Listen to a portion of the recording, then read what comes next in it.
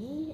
I used to read Buddhist texts in translation before, and I would find that different authors would translate the same things differently. And so I was wondering about that, and I was wondering if people were being metaphorical or being faithful. When I discussed this with you, you directed me to the texts themselves in Sanskrit and explained to me what the words mean. And I think that makes me understand the text much better. Also, I think that when I was reading the text in English before, it was a different kind of imagination that I would have in my head while I was reading them. Now, compared to reading them in Sanskrit, even just in transliteration, I feel that the images are more alive. It's not anymore as flat and colorless as when I was reading them in English. So yeah, definitely, it helps. It helps also with very much with the understanding of what the text means.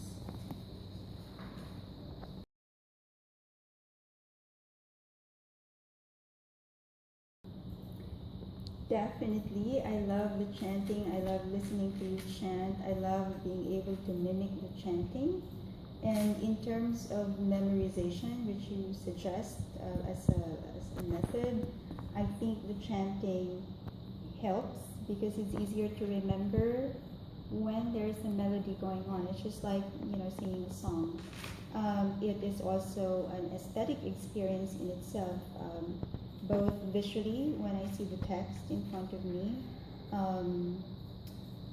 auditorily because I can hear it, and so intellectually it makes everything bloom into existence. I think that's how I'm going to describe it.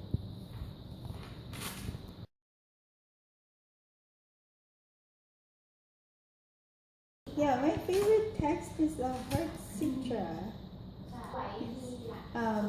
I think the short version, at least, is the most difficult text, and if anybody gets to fully understand it, I think that person will have a real insight into the core philosophy of Buddhism. Now, apart from that, I like the words. I like being able to recite them. I like the way that they roll in my tongue. And I think the way that it's been written is quite poetic.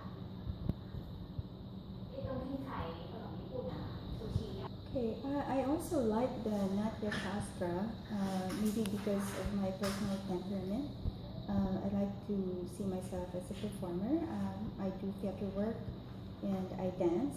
So dramaturgy is something of a personal interest, and I like the idea of beauty, generally speaking, as you have taught us in Sanskrit. Beauty as kind of ornament, because usually ornamentation is something that you put on top of something that is already complete, but it seems to me that in Sanskrit aesthetics, ornamentation is part of the core and the thing that makes a thing beautiful. So I'd like to learn more about the Natya Shastra.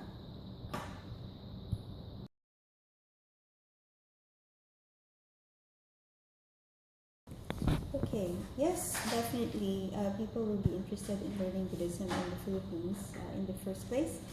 They already are very much interested in Buddhism, except that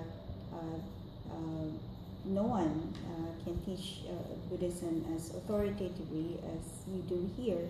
So I'm hoping that my learnings from you, with your guidance and mentorship, I'll be able to raise some awareness and probably make the study of Buddhism more popular in the Philippines. And Sanskrit? Yes, and the fact that I am learning Sanskrit from you is a valuable addition to that.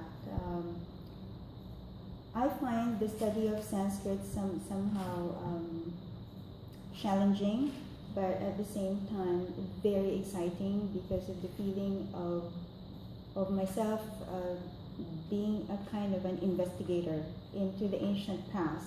And I think students would love that very much, especially because of the prevailing temperament. You know, they like to do something new, they like to do something exciting, and I think directing them to ancient texts will do that for them.